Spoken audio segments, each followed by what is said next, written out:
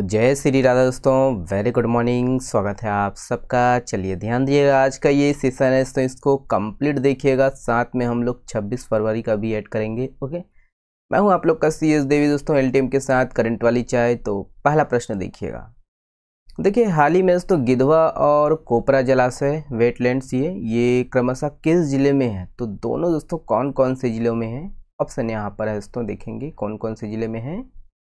तो इसका correct answer है दोस्तों ऑप्शन नंबर कौन सा? ए सही है, बेमेतरा और बिलासपुर। ठीक है, तो ये याद रखिएगा। ये दोस्तों याद रखना है कि राज्य में दोस्तों रामसर स्थलों की जो है पहचान को लेकर हाल ही में बैठक हुआ, और इसमें दोस्तों कोपरा जलाशय जो कि कहाँ पर है, किस जिले में है? तो ये बिलासपुर जिला में है। और गिधवा, ये गिधवा परसदा ये वेटलैंड्स, ये ध्यान देना है, ये आपका बेमेतरा जिला में है। ओके, और इसको दोस्तों रामसर स्थलों के रूप में चिन्हित करने की जो है हाल ही में स्वीकृति दी गई है। बैठक में दोस्तों वेटलैंड्स संरक्षण एवं प्रबंधन नियम 2017 तथा दोस्तों माननीय सर्वोच्च न्यायालय के आदेशों का जो है कानूनी विश्लेषण करवाने दोस्तों इसका जो है निर्णय लिया गया है।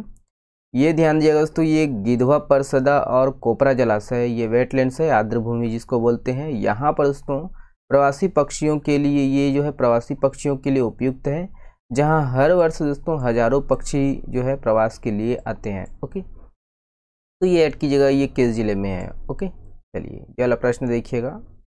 देखिए, नगरीय क्षेत्रों में लागू आचार संहिता कब समाप्त हुई है? वेरी वेरी इंपॉर्टेंट प्रश्न है। ऑप्शन यहाँ पर है दोस्तों, देखेंगे इसको। इसका करेक्ट आंसर है दोस्तों ऑप्शन नंबर ई है, 15 फरवरी 2025 को दोस्तों ये समाप्त हुई है। ओके, नगरीय क्षेत्रों में ना। चलिए इसके संबंध में देखिएगा। तो ये दोस्तों याद रखना है कि ये राज्य निर्वाचन आयोग द्वारा दोस्तों ये 20 फरवरी 2025 को नगर पालिकाओं एवं त्रिस्तरीय पंचायतों के लिए आम निर्वाचन 2025 के लिए दोस्तों ये निर्वाचन कार्यक्रम जारी किया गया। और इसी दिन से दोस्तों है ना, इसी दिन से आचार संहिता जो है लागू हुआ। ध्यान दीजिएगा, 20 जनवरी 2025। ओके, दोनों ना नगर पालिकाओं और पंचायत दोनों के लिए आचार संहिता एक साथ लागू हुआ है ना। ये ऐड कीजिएगा दोस्तों कि दिनांक 15 फरवरी 2025 को दोस्तों नगरीय निकायों के जो है निर्वाचन के परिणामों के घोषणा के साथ जो नगरीय क्षेत्रों में जो आचार संहिता लागू था दोस्तों ये समाप्त हुआ। कब समाप्त हुआ? तो ये 15 फरवरी 2025 को समाप्त हुआ। ठीक है, और अभी भी ये जो पंचायत में अभी लागू है ना। अब पंचायत में कब समाप्त हुआ? तो ध्यान देना दोस्तों, राज्य निर्वाचन आयोग द्वारा 25 फरवरी 2025 को त्रिस्तरीय पंचायतों के परिणामों के घोषणा के साथ ही ग्रामीण क्षेत्रों में जो लागू दोस्तों आचार संहिता है ये समाप्त हुई। तो ग्रामीण क्षेत्रों में कब समाप्त हुई आचार संहिता? तो 25 फरवरी 2025 को। ठीक है, नगरीय क्षेत्रों में 15 फरवरी 2025 को। ओके, ये है ना। बाकी दोस्तों नगर पालिकाओं और त्रिस्तरीय पंचायतों के जो आम निर्वाचन 2025 है ये एक साथ सफलतापूर्वक दोस्तों इसमें संपन्न कराए गए। ठीक है, तो ये सब कुछ है। ओके, चलिए ये अगला प्रश्न है। देखिए दोस्तों, दुबई में 6 से 14 फरवरी 2025 तक आयोजित para athletics world championship grand fix 2025 में किस जिले के 3 खिलाड़ियों ने उत्कृष्ट प्रदर्शन कर राज्य का जो है प्रदेश का गौरव बढ़ाया है? तो ये तीनों दोस्तों किस जिले के खिलाड़ी हैं? ऑप्शन देख लीजिएगा। देखिए, इसका करेक्ट आंसर है ऑप्शन नंबर बी सही है, ये महासमुंद के हैं। ठीक है, तीनों खिलाड़ी। तो वही है दोस्तों, याद रखना है कि दुबई में आयोजित किया गया ये para athletics world championship grand fix 2025 Mahasamund जिले के दोस्तों 3 खिलाड़ियों ने यहाँ पर उत्कृष्ट प्रदर्शन किया है। बाकी ये सुखदेव केवट जो कि 400 मीटर दौड़ में दोस्तों सिल्वर मेडल जीता है। ओके, और भी दोस्तों याद रखना है, इससे पहले भी 23वें नेशनल पैरा एथलेटिक्स 2025 में यहाँ पर दोस्तों ये है ना गोल्ड मेडल जीता है। बाकी दोस्तों ये देखिए कराई निखिल यादव, इन्होंने दोस्तों याद रखना है ये 6वां स्थान प्राप्त किया है। ओके, बाकी ये आप लोग पढ़ लीजिएगा। ठीक है, चलिए ये वाला प्रश्न देखिएगा। देखिए, हाल ही में चर्चित छत्तीसगढ़ के बस्तर अंचल में माई भंगाराम के प्रभाव क्षेत्र, इन्हें दोस्तों कितने परगनों में बांटा गया है? इम्पोर्टेंट प्रश्न है दोस्तों। भंगाराम का मेला हम लोग कई बार पढ़ चुके हैं, है ना। तो ये न्यूज़पेपर के आर्टिकल के आधार पर है, देख लीजिएगा ऑप्शन को।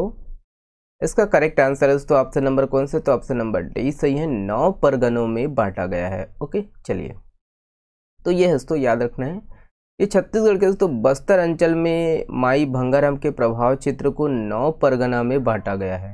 ओके, ये पूरा बस्तर क्षेत्र से संबंधित दोस्तों फैला हुआ है। अगर ऐसा पूछा जाएगा दोस्तों कि भंगाराम का मेला कहाँ लगता है, तो कोंडागांव लगाइएगा। ठीक है, ध्यान देना दोस्तों कि प्रत्येक परगने का एक मांझी मुखिया होता है दोस्तों, और ये जो मुखिया है अपने क्षेत्र के यात्रा हेतु दोस्तों चंदा वसूलता है, और यात्रा दोस्तों यात्रा आदि जो धार्मिक कार्य है इसकी सूचना देता है और बैठकों में भाग लेता है। ये ध्यान देना है दोस्तों कि जो 9 परगना है, यहाँ पर 9 परगना है, इसको ध्यान देना है विशेषकर। ओके, ये दोस्तों पहला जो परगना है ये गढ़ सिलियारा है। ये दोस्तों गढ़ सिलियारा केशकाल नगर पंचायत के अंतर्गत, केशकाल कहाँ पर है, कोंडागांव में, तो ये गढ़ सिलियारा भी कहाँ आएगा, कोंडागांव में। ठीक है, इसके आश्रित ग्राम है, और इस परगना के अंतर्गत तो गाँव की जो संख्या 480 है। ठीक है, यहाँ अनेक दोस्तों पुरावशेष है। केशकाल घाटी भी का जो है, केशकाल घाटी भी दोस्तों गढ़ सिलियारा ये राजस्व के अंतर्गत आता है। इसी के अंतर्गत जो केशकाल घाटी है ये गढ़ सिलियारा के अंतर्गत आता है। ठीक है, अब इसे दोस्तों केशकाल परगना भी कहती हैं, और इस परगना की जो मुखिया है ग्राम गढ़ धनोरा में निवास करती हैं। ओके, तो ये गढ़ सिलियारा। दूसरा दोस्तों अडेंगा है। ये दोस्तों ऐतिहासिक महत्व का ग्राम है, जहाँ पर दोस्तों कलयुगीन स्वर्ण मुद्राएं मिली है, और इस परगने में दोस्तों कुल कितने 18 गांव हैं। ठीक है, अडेंगा। नेक्स्ट है दोस्तों आपका देखिए विश्रामपुरी, और ये दोस्तों विश्रामपुरी यहाँ काम जो है विकास, ये देखिए खंड बड़े राजपुर का मुख्यालय ये। इस परगना में दोस्तों कुल जो है ये 29 राजस्व ग्राम है। ओके, कोपरा देख लीजिएगा दोस्तों, ये कोपरा विकास खंड बड़े राजपुर के अंतर्गत, ये कोपरा परगना में ये क्या है ना 12 गांव आते हैं। ठीक है, ये ध्यान देना है विकास खंड बड़े राजपुर। ओके, चलिए नेक्स्ट देखेंगे ये कोनगुड़ है।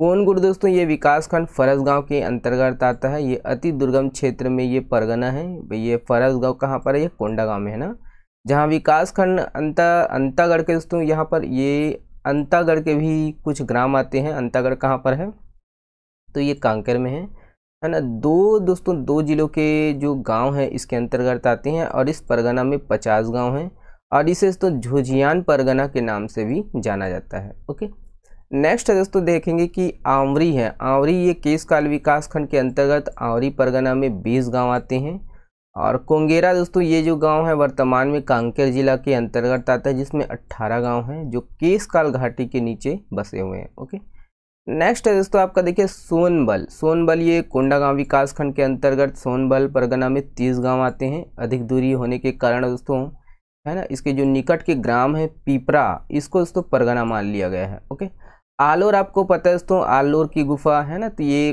कोंडागांव में है, और विकास खंड फरस गांव का एक छोटा सा परगना है। इसमें इस परगने में मात्र कितने 5 गांव आते हैं। ठीक है, तो ये सब न्यूज़पेपर के आर्टिकल के आधार पर है दोस्तों, चर्चा में है, इसीलिए शामिल किया गया है, ध्यान देना है। ओके, चलिए ये अगला प्रश्न है। देखिए दोस्तों, किसने जो है बजट सत्र के पहले ही दिन है ना राज्य सरकार का जो है ये सहायता सरकार का ये तीसरा पूरक बजट विधानसभा में पेश किया है।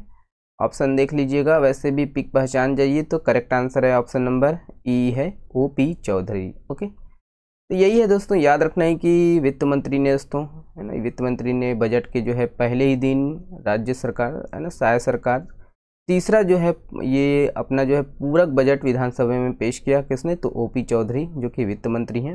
19,762 करोड़ रुपए के दोस्तों ये अनुपूरक बजट है। इसमें कई योजना का जो है प्रावधान किया गया है, और ये दोस्तों आकार के हिसाब से अब तक का जो है राज्य का है ना, अब तक का ये राज्य का जो है सबसे बड़ा ये पूरक बजट है। ठीक है, ध्यान देना है ना। और सबसे ज़्यादा दोस्तों ये सबसे ज़्यादा जो है ये 2500 करोड़ रुपए का जो प्रावधान है, ये 5 हॉर्स पावर तक के कृषि पंपों को जो है निःशुल्क बिजली प्रदान करने के लिए किया गया है। ठीक है, नेक्स्ट है दोस्तों आपका देखिए शहीद वीरनारायण सिंह आयुष्मान योजना के अतिरिक्त व्यय के लिए 1500 करोड़ रुपए, और एयर कार्गो टर्मिनल के लिए 600 करोड़ रुपए ये दिया गया। ठीक है, वहीं देख लीजिएगा बजट में दोस्तों इलेक्ट्रिकल व्हीकल योजना के तहत सब्सिडी प्रदान करने के लिए भी है ना बजट में 30 करोड़ रुपए का जो है प्रावधान किया गया है। ठीक है, कितना करोड़ रुपए का ये बजट था ये ध्यान रखना है। ओके, चलिए ये वाला प्रश्न देखिए, राज्य में कुंभकल्प मेला का समापन दोस्तों कब होता है, तो देख लीजिएगा दिया गया है। इसका करेक्ट आंसर है दोस्तों ऑप्शन नंबर ई, महाशिवरात्रि। ओके, यहीं पर लगता है ना, तो ध्यान देना दोस्तों कि ये राजिम कुंभ कल्प 2025 दोस्तों इसका समापन हुआ है। आयोजन याद रखना है 12 से 26 फरवरी तक इसका आयोजन किया गया। राजिम का दोस्तों ये मेला मांग पूर्णिमा से प्रारंभ होकर महाशिवरात्रि तक चलता है दोस्तों। और इस बार दोस्तों ये नए क्षेत्र में 52 एकड़ में प्रस्तावित मेला था। ध्यान देना है 12 फरवरी मांगी पुन्नी मेला से चालू हुआ और 21 फरवरी को जानकी जयंती का संत समागम हुआ। 26 फरवरी को शाही स्नान के साथ ये खत्म हुआ। ठीक है, चलिए और भी है देख लीजिएगा। शिवरी नारायण का भी मेला लगता है तो मांगी पूर्णिमा से होकर महाशिवरात्रि तक चलता है। बाकी मांगी पूर्णिमा के दिन ही महानदी जोंक और शिवनाथ नदी के संगम है यहाँ पर शिवरी नारायण में, जहाँ पर दोस्तों है ना डुबकी लगाकर दर्शन किए। और ध्यान देना दोस्तों कि ये धार्मिक मान्यता के अनुसार मांग पूर्णिमा के दिन ही उड़ीसा के दोस्तों पुरी से जगन्नाथ भगवान जगन्नाथ जी दोस्तों चलकर शिवरी नारायण के दोस्तों मुख्य मंदिर में विराजते हैं। ठीक है, ध्यान दीजिएगा। बाकी ये दोस्तों ये इसको देख लीजिएगा कि शिवरी नारायण दोस्तों 2 राज्यों की आस्था का केंद्र है, उड़ीसा और अपना छत्तीसगढ़।